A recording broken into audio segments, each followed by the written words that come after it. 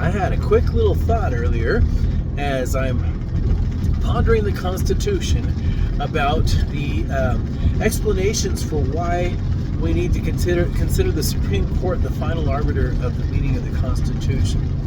There's always a good explanation behind everything that the Constitution doesn't allow for, but that somebody insists we need to do it anyhow. So the explanation is, of course, that it would be a free-for-all, that it would be anarchy and chaos, and that people would, that it would fall apart, right? The government couldn't maintain itself without the ability to be the final arbiter of the meaning of the extent of its powers and the restrictions on the states, right? So that's the explanation. But I would give a counter explanation, which is that so Thomas Jefferson already gave one. He says, if the Supreme Court were the final arbiter of the meaning of the Constitution, we would be living under the despotism of a judicial oligarchy, or something to that effect, which basically means, and I think that's what happened. I've made the case before that ultimately, the president wasn't allowed to tell the courts what their power was, or the Congress what their power was. Congress wasn't allowed to tell the courts what their power was, or well, they are to a certain degree, but only where clarified.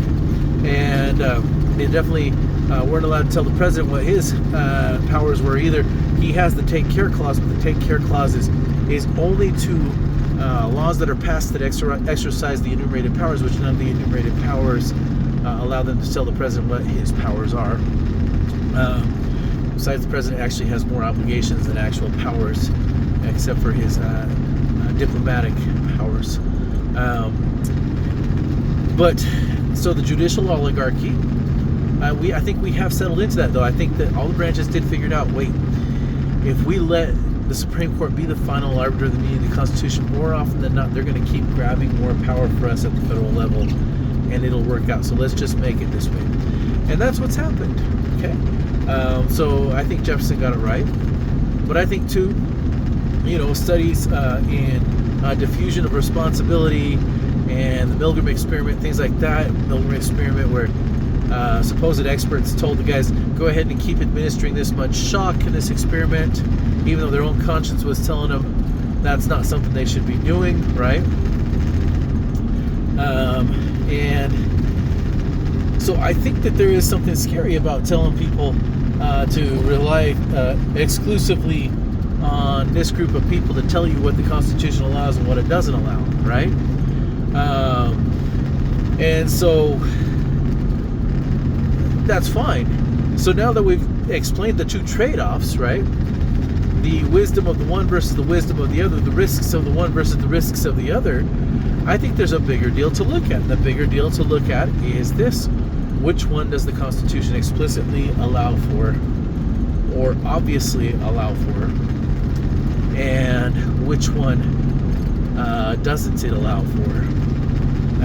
And the obvious answer is Article 6, Clause 3 exists.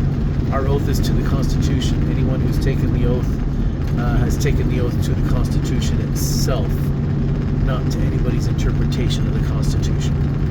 Okay? And so therefore, the responsibility, if you take an oath to the Constitution, but then instead of actually studying the Constitution, you let somebody else tell you what the Constitution is, you're not keeping your oath. Okay? Similar thing to keeping the commandments. You cannot keep the commandments without studying the scriptures for yourself, without digging in, without attending church, without praying, without seeking to discern it. We're not allowed to make the scriptures ourselves, right? But in order to keep the commandments or the exhortations, what have you, within the scriptures, really the truth, not just obey, not just follow, but actually keep them, we need to dig in ourselves.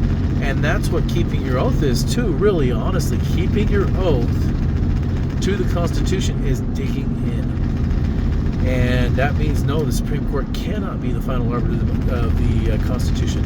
Now, if you don't like it that way, there's an Article 5 process.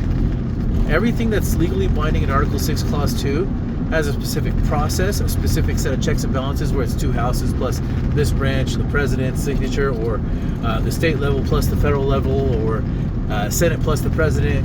at this threshold, such and such threshold, right, to make it official and legally binding. Use the Article 5 process and come up with an official procedure with a set of thresholds, limitations, etc., and define when the Supreme Court is allowed to be the final arbiter of the meaning of the Constitution, and when that does become then binding on the oaths of office of others. But in the meantime, it's not there, and to treat it like it is there is a violation of the plain text of the oath to the Constitution. You cannot be keeping that oath. And when I was talking about the word keeping, without studying the Constitution for yourself, you simply cannot. It's impossible. You can be following the orders of your commanding officers. That's not keeping your oath. Not even kind of dudes. And so anyhow, I just gave all these explanations back and forth. Okay, if we have the courts be the final arbiter, this could be the risk, that could be the risk, this could be the risk. And if we don't have the courts be the final arbiter, this could be the risk, that could be the risk, whatever, right? So we're talking trade-offs. Thomas Sowell says there are no perfect solutions in government, only trade-offs, right? I think he's right. I think he's completely right. It seems to be obvious. It seems to be a plain principle of the laws of nature and of nature's God, that is the way it works. So you can pick apart the current principle that's approved of in the Constitution and say why you think another principle would be a better one. But in the meantime, it's impossible to keep your oath to the Constitution while substituting what the Constitution allows for something else that you think is a better idea. Okay? That's not a Zion-like people that does that. A Zion-like people would look at the official procedures and honor it anyhow, and then attempt to make change a different way, a legitimate way. And so what the Constitution currently allows for is Article 6, Clause 3. That's what it allows for. 10th Amendment says the powers then not delegated to the federal government nor prohibited to the states are reserved to the states or to the people. No one has been given the power to be the final arbiter of the meaning of the Constitution. So that tells it to me plain enough right there. So really, the states, it's kind of a free-for-all. That is what the Constitution has right now. And but that's God designed us to be agents unto ourselves. And I already made the point about the Milgram experiment, diffusion of responsibility, and some of these other things that backfire when you give people too much of a sense of, oh, the government's got it, you don't need to take care of this for yourself, right? And of course you can then turn around and give me the other explanation. But in the meantime, the only way you can keep your oath is to follow what the Constitution actually approves of. Nothing else. That's all. I mean, that's just the plain truth of it. So let's all strive to be like that Zion-like people, I suppose, who honors the official proceedings once they've happened, even if we don't like the results, even if we think this trade-off would have been better for that trade-off. I think that was maybe one of Satan's biggest problems, is he couldn't honor the official proceedings, right? Honor them. That's all. Thanks for listening, guys. See you.